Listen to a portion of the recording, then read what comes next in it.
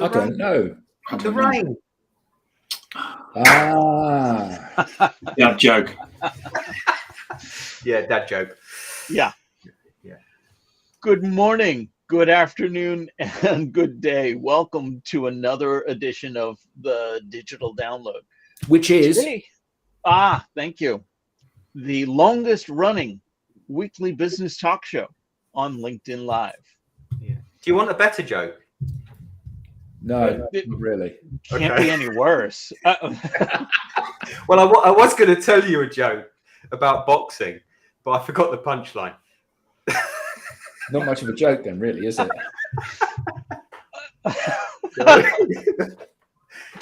Okay. Today we're talking about resilience as a lifestyle.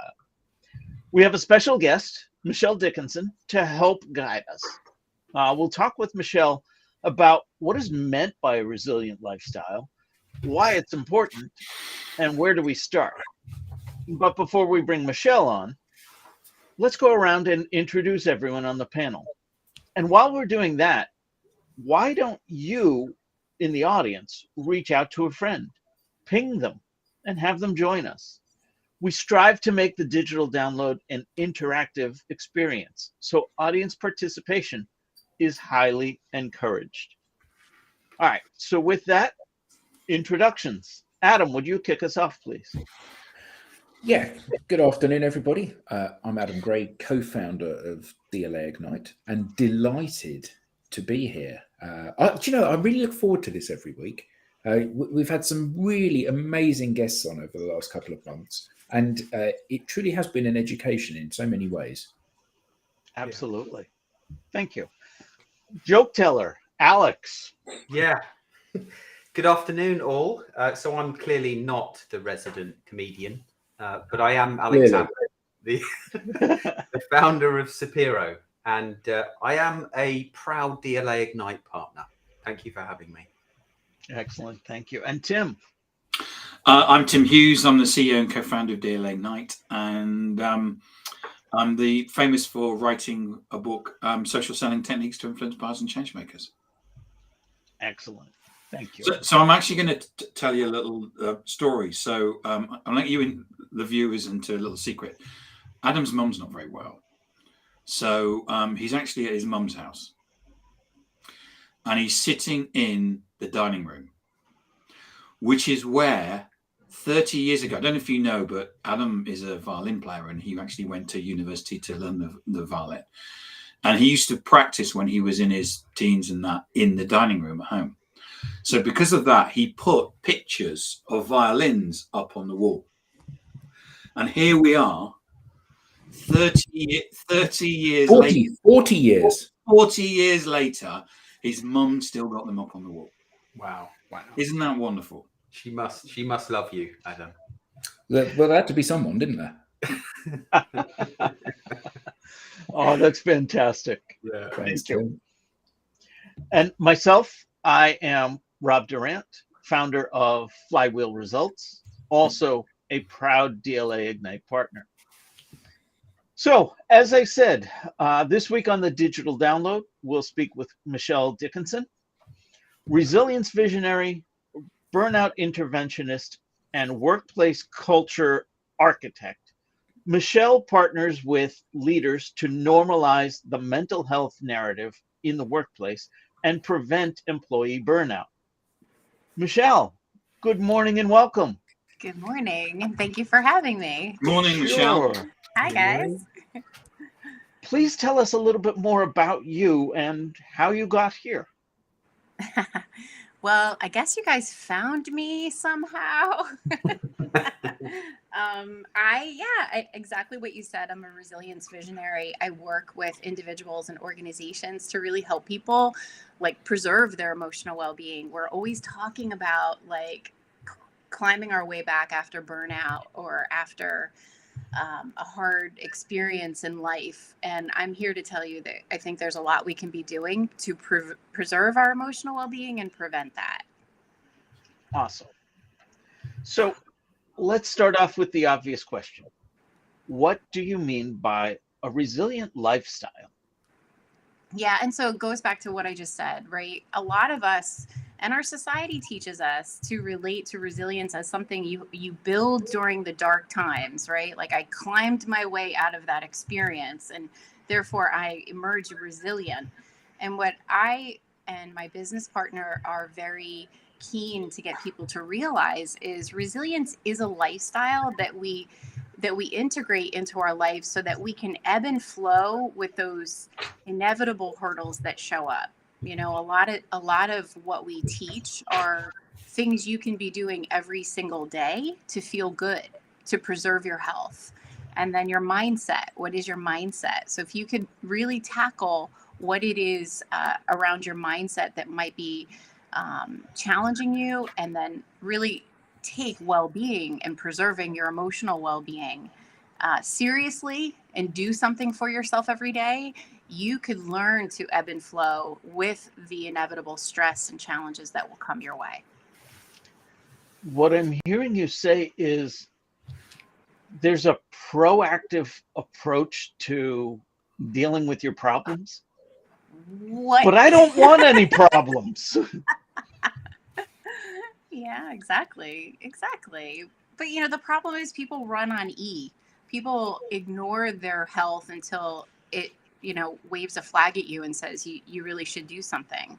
You know, stepping over our health as if we have tomorrow to get to it, you know?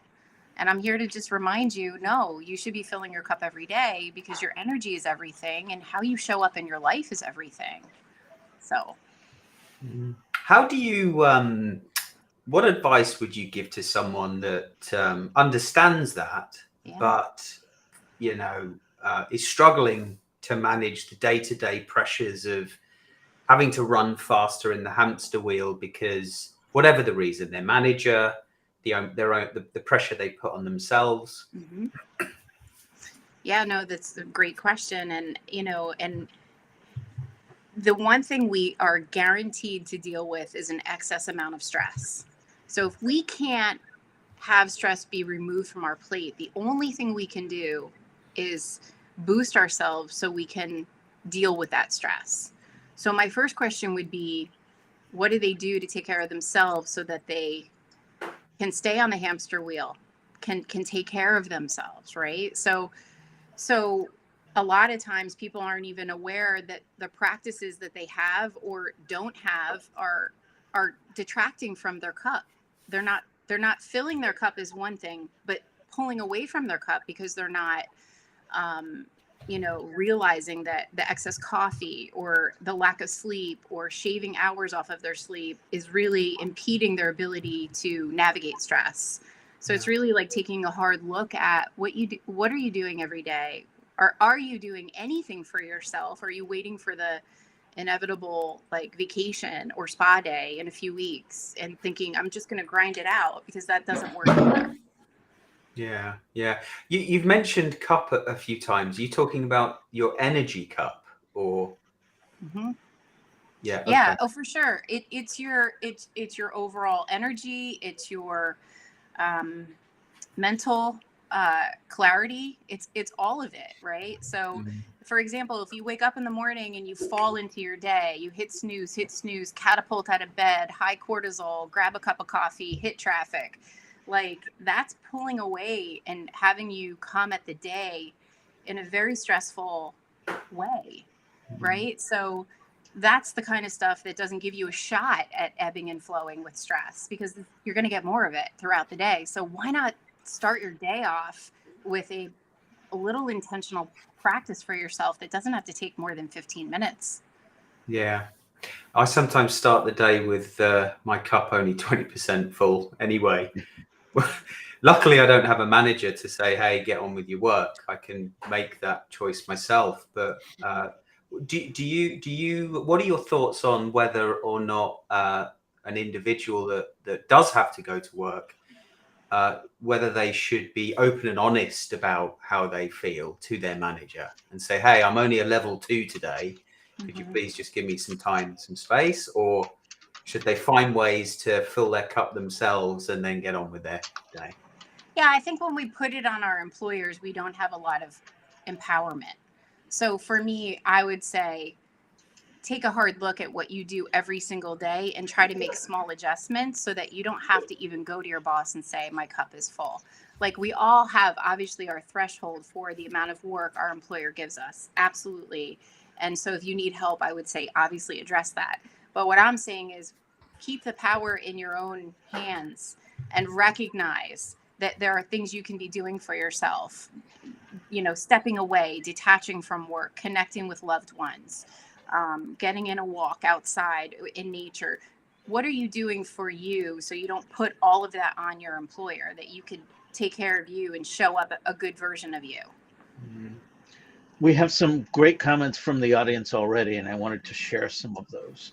First, we have Mickey Padova saying, this is so true. I don't think the approach is dealing with problems, but looking at the problem actually as an opportunity to view the situation in a different light and be resilient. Yes. And then we have one that I wanted to get your take on this, Michelle. Iman Radan al-Dasari says, resilience, that you are the only one who has the power and responsibility to pick yourself up. Yeah. I hear that, and I agree with that and disagree with that at the same time. Of course, I need to be responsible for myself. Yeah. But can't I enlist the help of others? So what are your thoughts around this? Oh, for sure. I mean, like, your loved ones, I think absolutely. If you take care of you, or you enroll them in what you're doing for your health, you're going to only create a supportive network, right?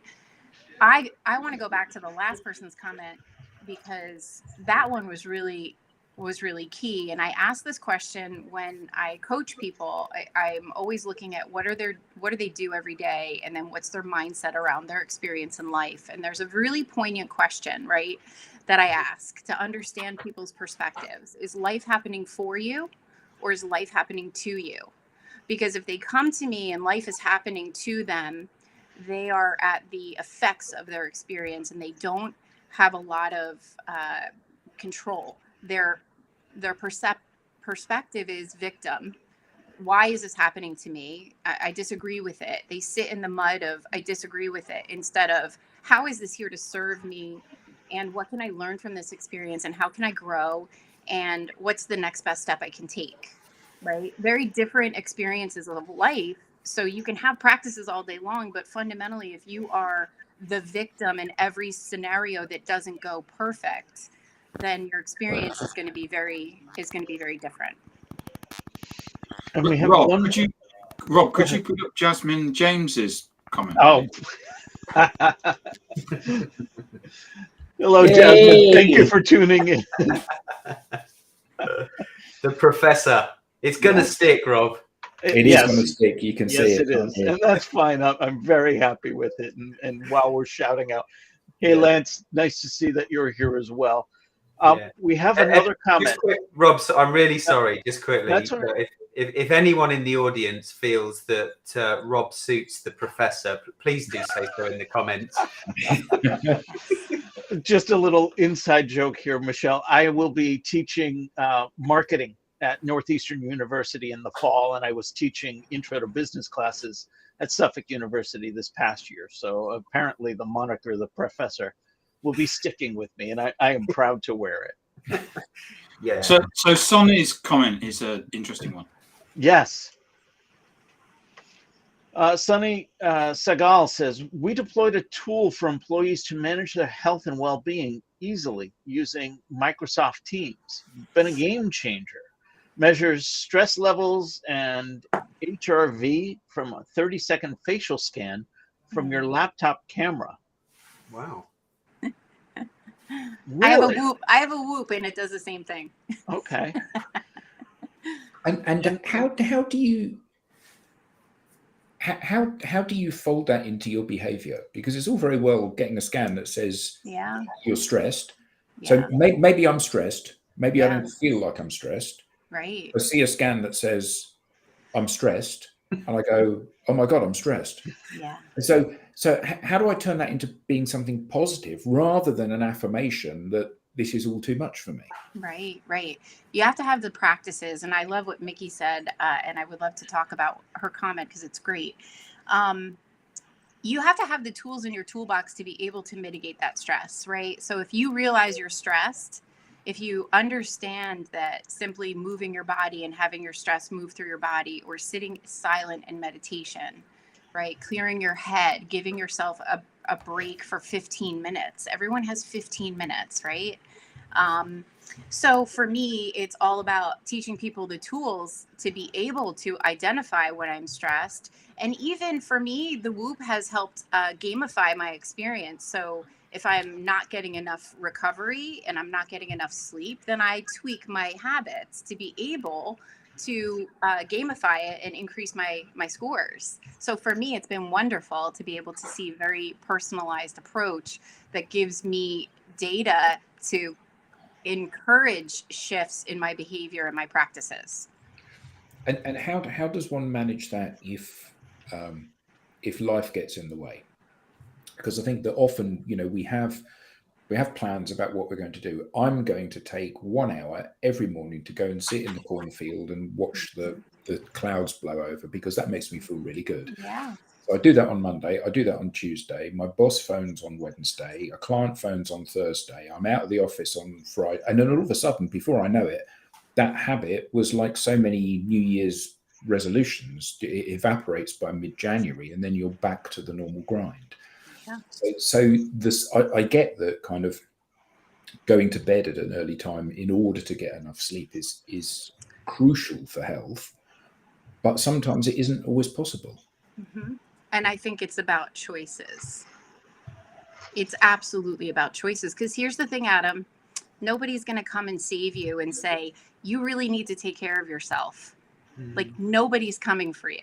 We have to make our self-care a non-negotiable if we want to be there for the people that love us and count on us. And not feel guilty.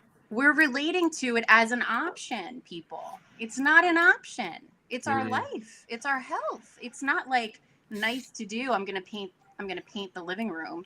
This is our health. So you have to be almost like rigid about what you're going to do for you, because it's going to help you stay healthy and show up for the people that love you, but also be able to perform the way you can perform when it comes to work. Yeah. Yeah. That, I mean, it is such an important thing, but many people, including myself, years ago would feel guilty making time for myself.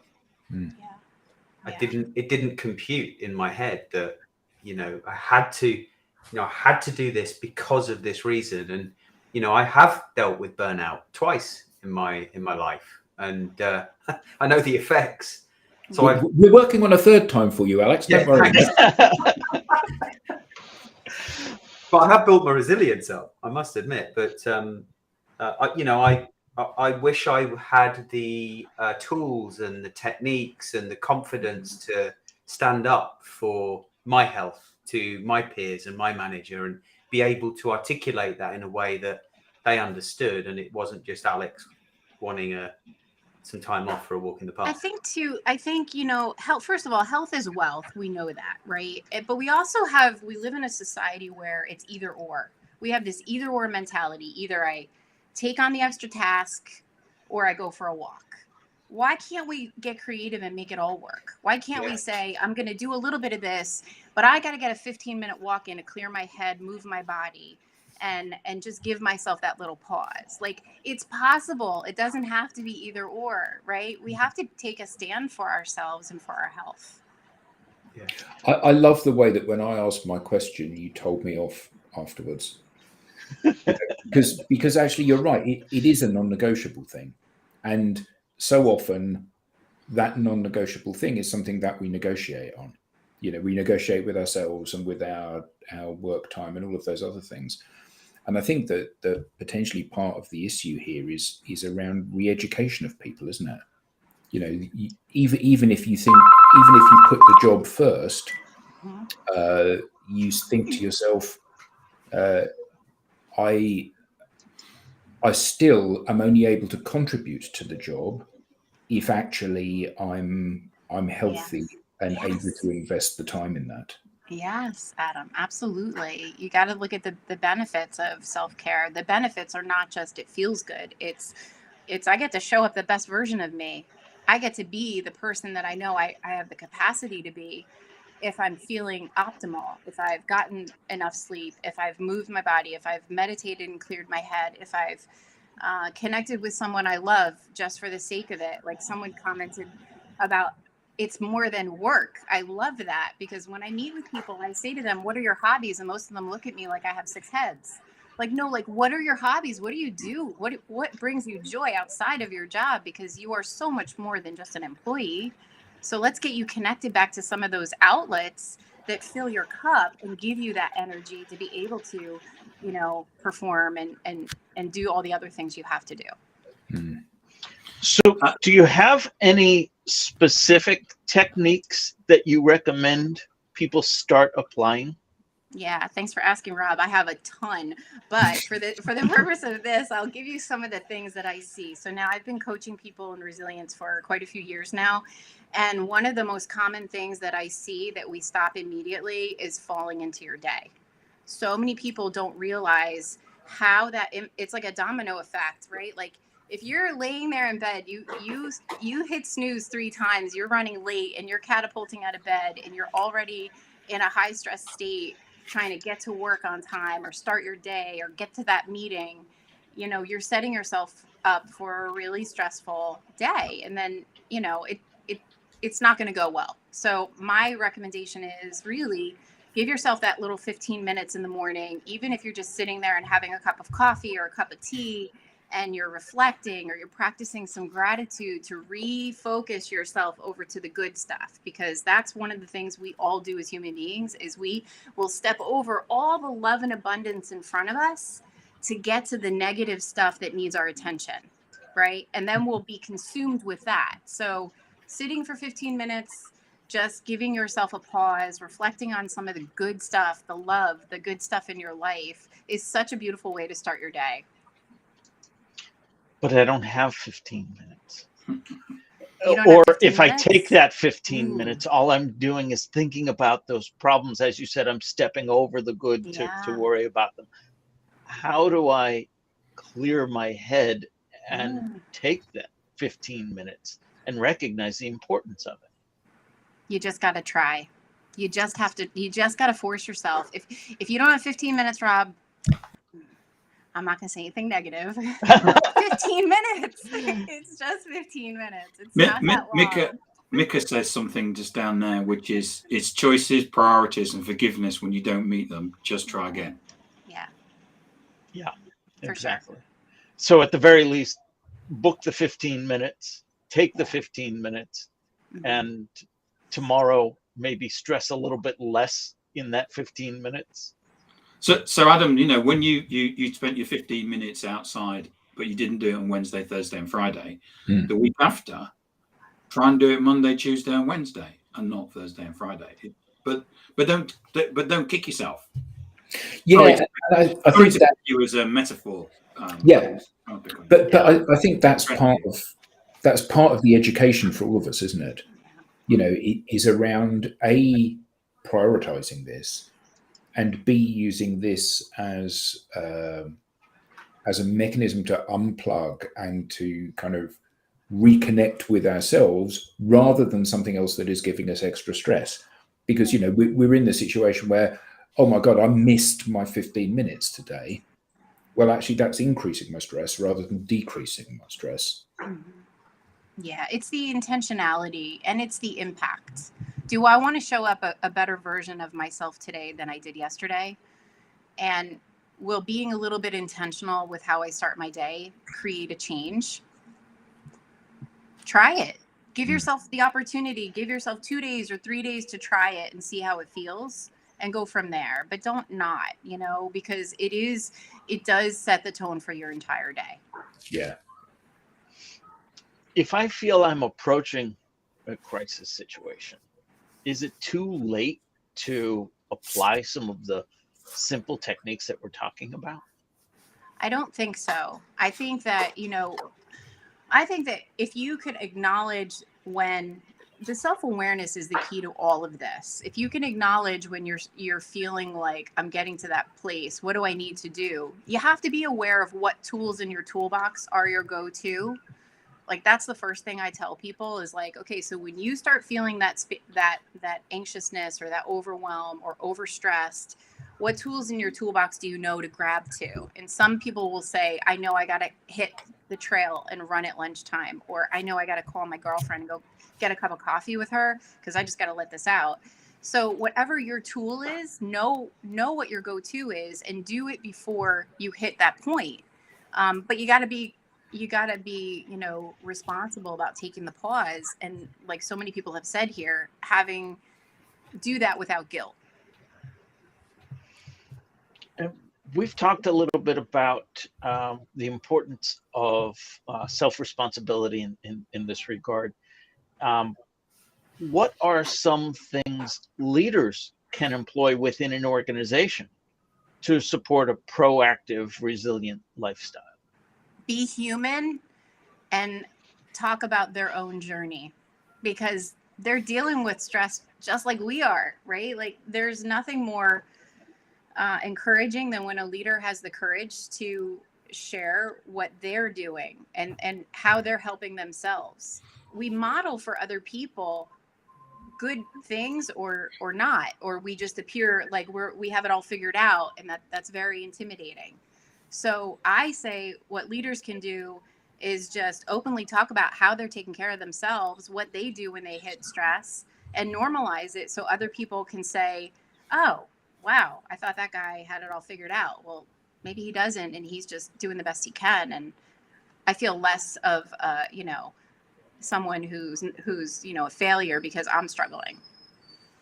We have some great comments coming in, and I can't even keep up with all of them, but I'll share a couple.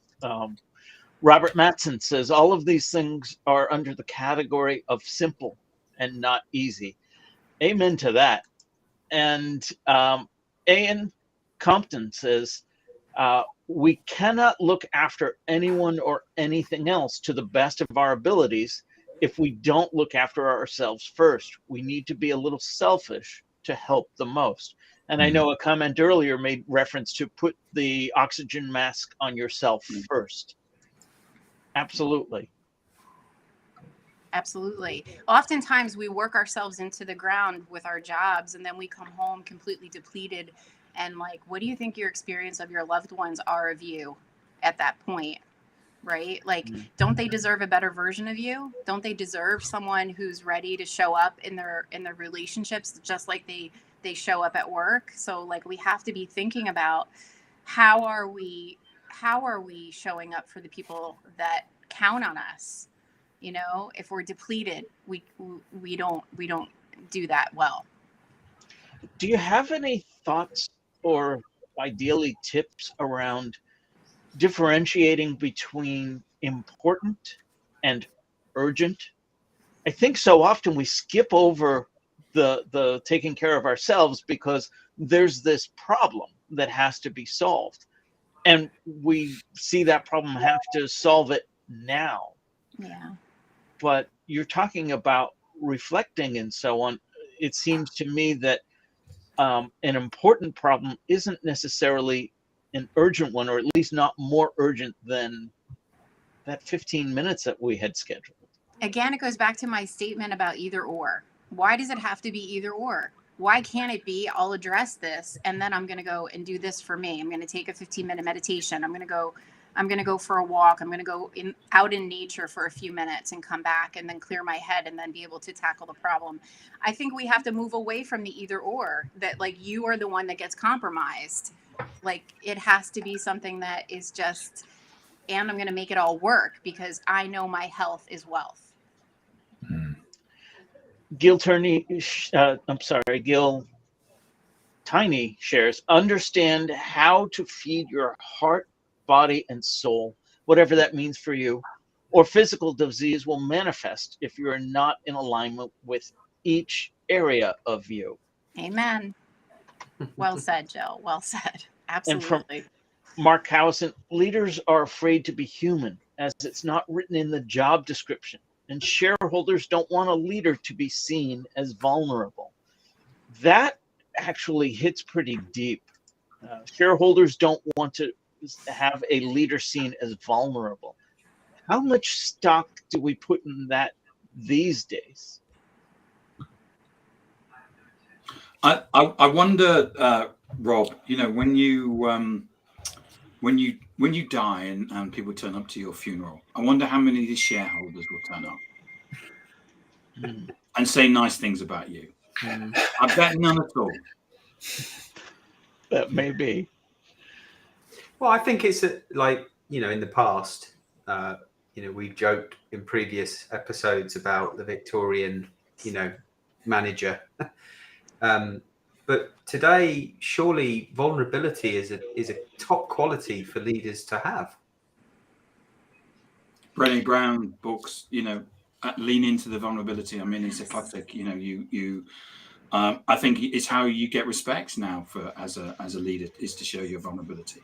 Yeah. In fact, if you're not showing your vulnerability, I would be, not concerned just for your health, but concerned for you and your ability to lead. I think things have changed massively in the last 5 years, certainly with COVID.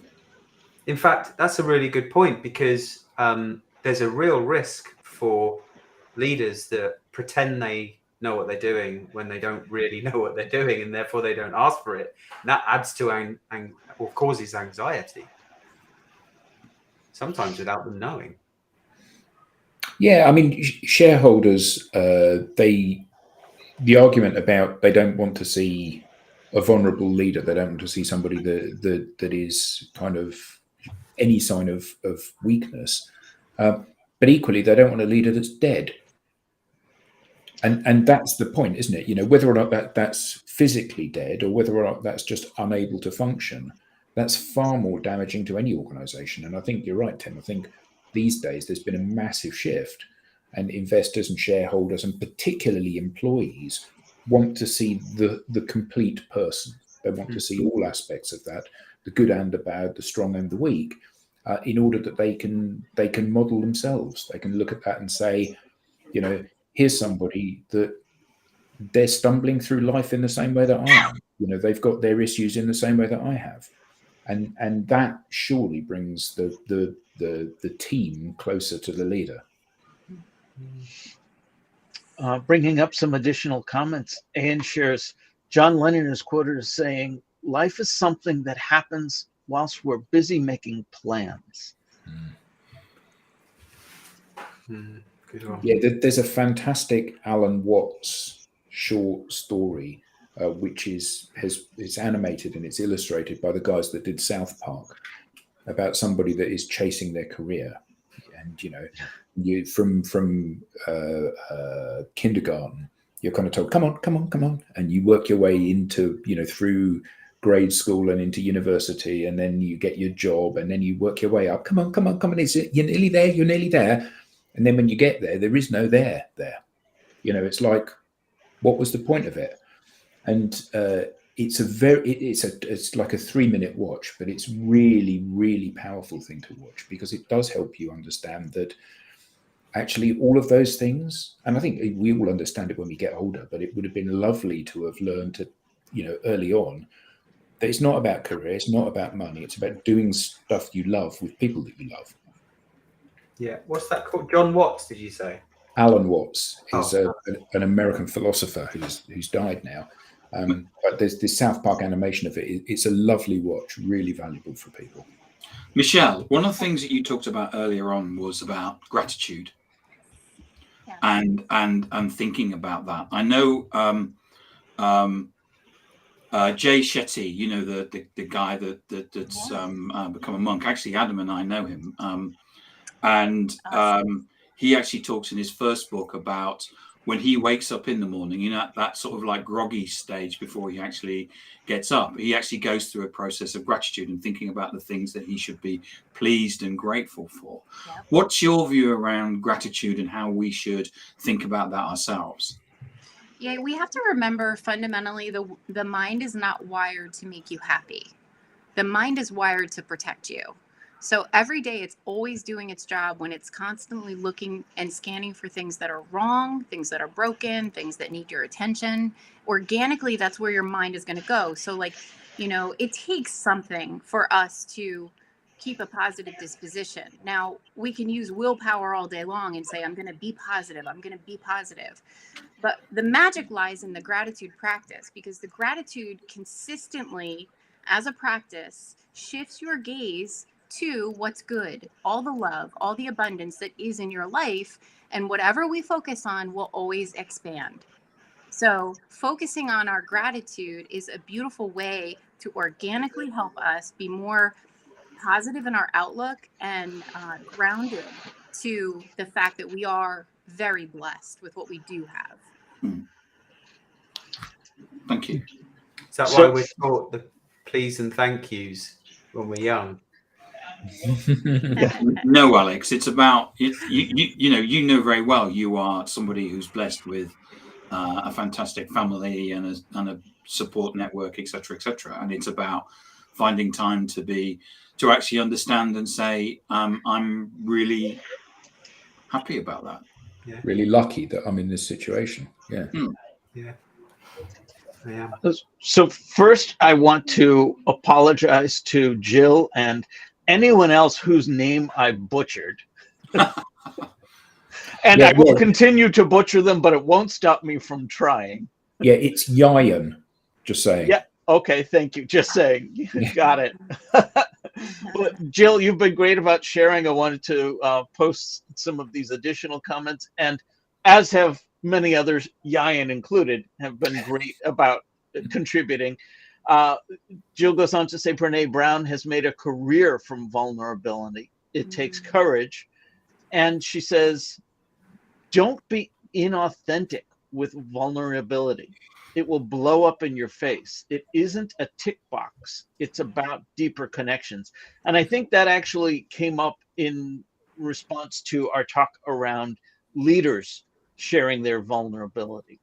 How do you really draw that line between authentic and inauthentic when it comes to being vulnerable? Is it just obvious? I think people can sniff it a mile away. I think that's just my opinion. And I had another question in the comments I'm trying to go back for. Yes. I don't know if you'll know the answer to this, but we'll bring it up anyway. Mark Cowison asks, has the figure of 20% of 13 to 18-year-olds living with a mental health condition increased in recent times? I don't know that question. I don't know the answer to that question. We'd have to look that up, but it's pretty significant. It was significant the last time I looked there. Because of COVID, I think our young people were hit the hardest. So it's got to be, and as a coach to many educators now, I continuously hear the behavioral concerns and the mental health challenges that are happening in our youth. So I would not be surprised if that has increased. So tangentially related to that, my wife read recently that a university in Southeast US has gone back to the virtual classrooms because of the latest outbreak in COVID. And my question to her was, do you think my school might be doing that? And what are some things that we can do proactively to help alleviate the stresses that come with that? Anything different, any behaviors that we've learned having gone through this play once before? So I always want to go back to what is it that we could be doing for ourselves every single day so that we can ebb and flow with the stress, no matter what it looks like, no matter how it shows up, no matter what label it has on it. What are we doing every day to take care of ourselves? And are we aware of our mindset? Those are two things we should all be doing, and we shouldn't be waiting for some, external circumstance to dictate whether we provide ourselves with self-care. Help me become more aware of my mindset. What am I listening for? What am I doing?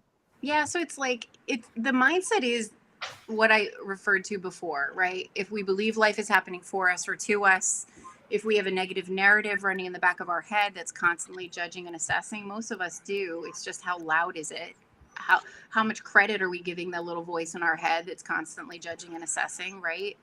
Our immediate reaction when something doesn't go our way or something upsets us, do we feel defeated, right? There's a lot of little things you can start asking yourself. And are you filling your bucket so that you can have a positive mindset? I know for myself, when I stop taking care of myself or I don't do the things that I know make me feel good physically and mentally, it's hard to have a positive mindset. You have got to be thinking, like, what is it that I need to shift so that I can get my mind back into a good place? It's all so closely woven together. So you've got to get, if you want a good mindset, you really do have to do those things for your physical body because it's tied together. The audience has been great with questions. Please continue to share them. We will get as many as possible on screen. Just trying to go through them now, multitasking as you can tell. Just picking up on Robert's comment from earlier, most adults are 4 people: parent, employee, significant other, self, usually in that order, unless the significant other has an important need, which I'm inferring he means the significant other would come before parent and employee, but still self last. Is that what you typically see? Yeah. And is that necessarily what's best? Yeah, I see that all the time. Everybody, especially moms. I coach a lot of teachers who are moms. Everybody's needs come before theirs, and then they wonder why, like, would they hit a wall and they can't even do the basic things they need to do. We have to put ourselves higher up in that line. We have to put ourselves first so that we can be a better parent, we can be a better partner, we can be a better employee. Like, it sounds so simple, but it is very hard to do. But if you get the impact of how you show up for those people and those responsibilities, it's night and day. Like, stop foregoing the self-care for everyone else's needs, because it's never going to serve you. And you could harbor some serious resentment at the end of the day. Why do people get angry at their employer? It's because they are spending and giving 150% of that job, and they're not doing anything for themselves, and they're not, connecting with people they love, and they're not engaging in the hobby, because they're so acutely focused and putting all of their energy in their work. I think Robert's last comment is true, and this is something that we often use when we're dealing with teams, is all these things under the category of simple but not easy.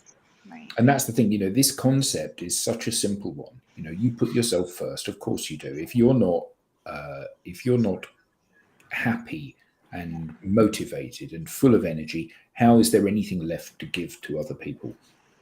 But I guess it's the habits and that gratitude, like you said, that Jay Shetty does, where he lies in bed before he gets up, and he's got a little bit of quiet time when he can think to himself, I have so much to be happy for, so much to be thankful for. For example, there's this, and there's this, and there's this, and this really gives me joy, and this is where. And I guess that part of the challenge for people is effectively diarising time in their lives to do this. Because anybody, no matter how low they are, if you say to them, what are the things that you love doing, and when did you? Oh, well, I really love going on the beach with the dog. When did you last do that? This morning, actually. Yes. It's like, okay, so why do you not focus on that? Like you said, Michelle, this idea that we're hardwired to look for problems that we're then going to solve, to look for challenges, Absolutely. to look for danger, and to step back from that and go, okay, an affirmation, this is what I'm happy with, this is what I love. And that now one of our colleagues that runs the Institute of Sales Professionals and is often on our other show that we do regularly, he often references a guy that did a TED talk called Sean Aker, called The Happiness Advantage. And what's really interesting is when you watch that TED talk and he talks about how you can rewire the brain. He says in that talk that he was being consulted for, I forget which one it was. It could have been Harvard. Let's say it was Harvard. And they said, Monday we have depression, Tuesday we have mental health awareness, Wednesday we have a wellness week every term where we look at these different challenges. And he said, whoa, that's not a wellness week, that's a sickness week.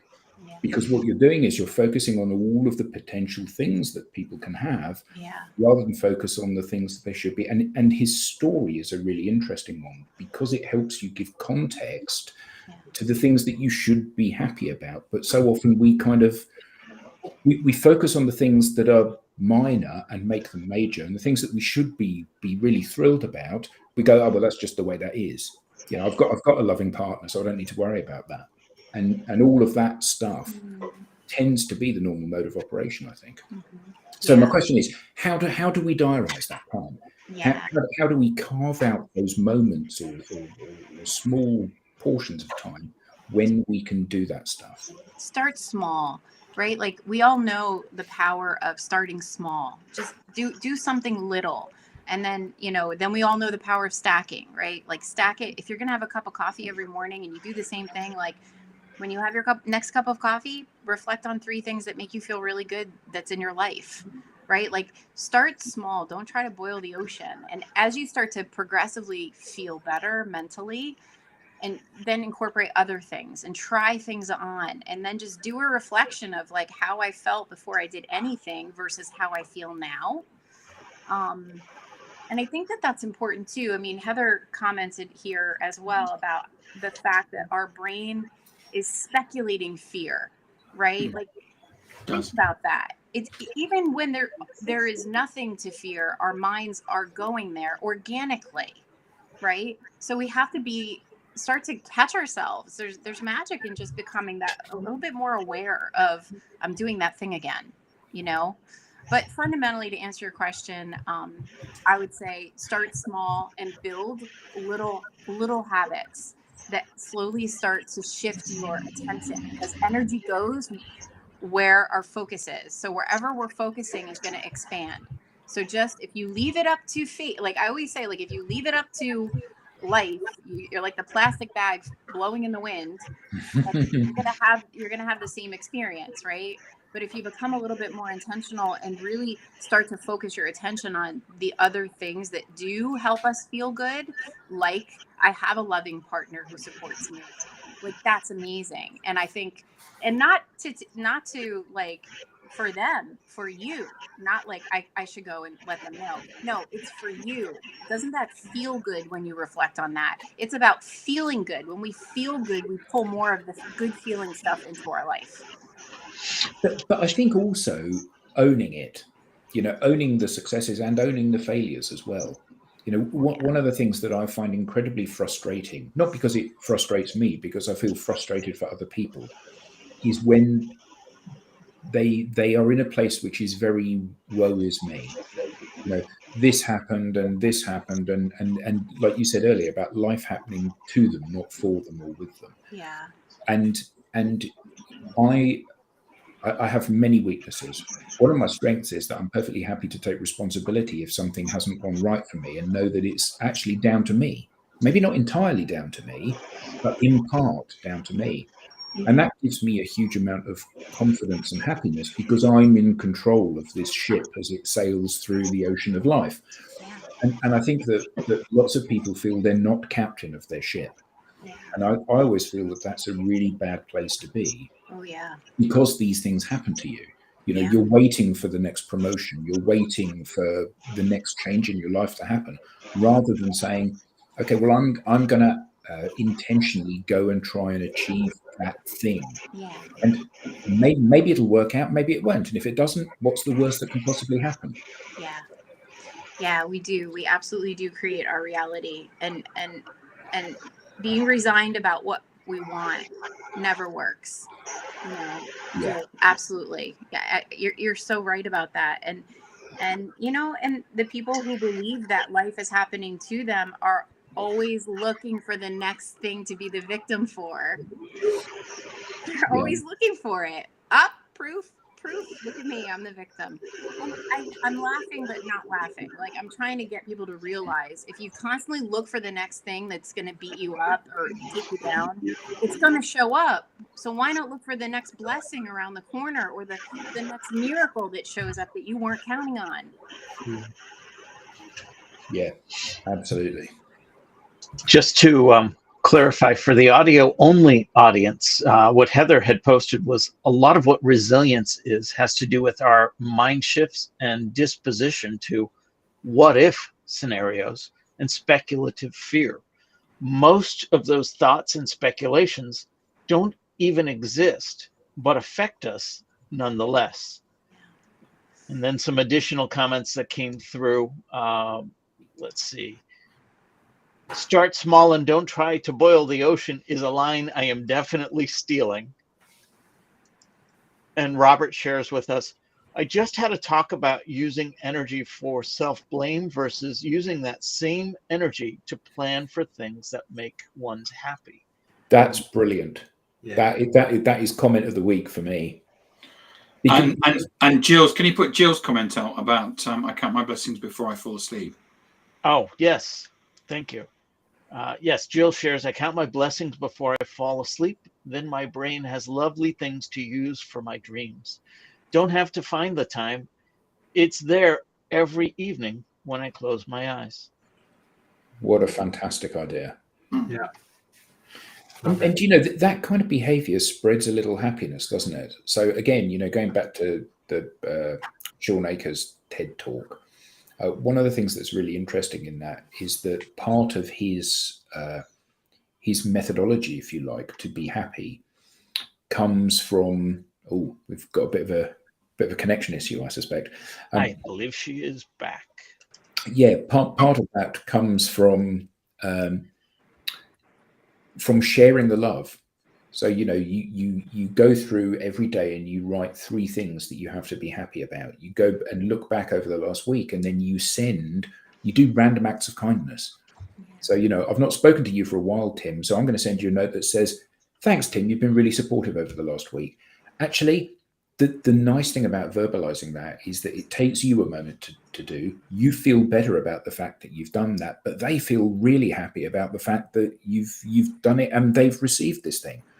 You know, so it can be as simple as asking to see the manager of a shop that you've gone into and saying, I just dealt with this person and I'd like to say thank you. They're fantastic. And you know, they get a pat on the back, but you feel really good about having spread a little bit of love in the world. Yes. Adam, I do that from time to time, and my family now gets to the point where they disown me. They don't know me. Mm-hmm. But when they're the recipient of this, so actually this happened just yesterday.